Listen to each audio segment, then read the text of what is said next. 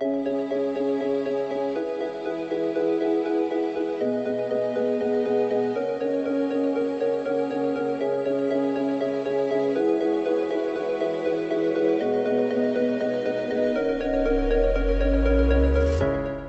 think there's two sides of the coin. There's one, the sort of operational data that you're going to get from your HCM and from your other systems. And then the other side is your sort of employee listening strategy and the source of voice of the customer, and thinking about, yes, pulse surveys, engagement surveys, but also other opportunities where you can think about touch points throughout the life cycle, where you really glean some understanding of how those experiences are landing for your employees and for your line managers, and correlating the two together to see where there are opportunities for continuous improvement and where there are opportunities to learn lessons that can be fed into other experiences.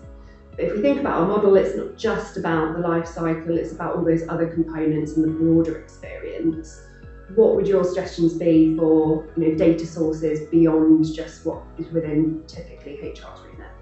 Yeah, well, we know that, of course, employees are interacting with an ever-increasing amount of systems, and a lot of those can actually tell us a lot about where their sentiment is, who they're interacting with, even things like how many meetings they're going to. I'm thinking of things like Microsoft Viva, for example.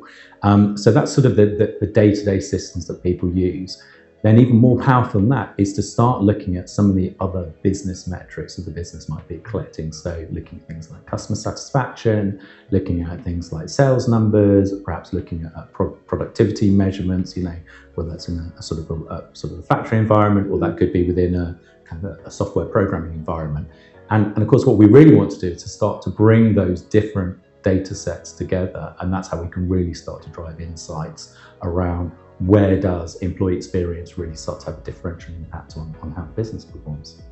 What's interesting about that is actually then the need for the CPOs and the HR teams to be working with other functions far more collaboratively to get those data sets and to work with them on what's going to tell you the most impactful story and bring all that together for those important insights.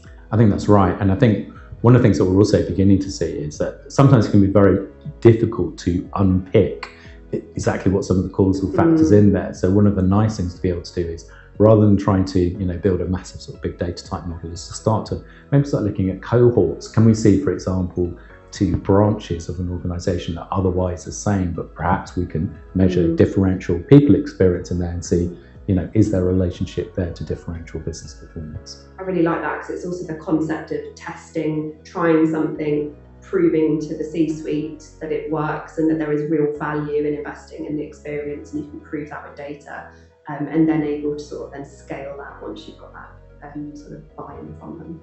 So that's just been a small snippet of what's to come in this burst. So make sure you follow us. Everything's on our website and our EX Revolution campaign, and follow us on LinkedIn.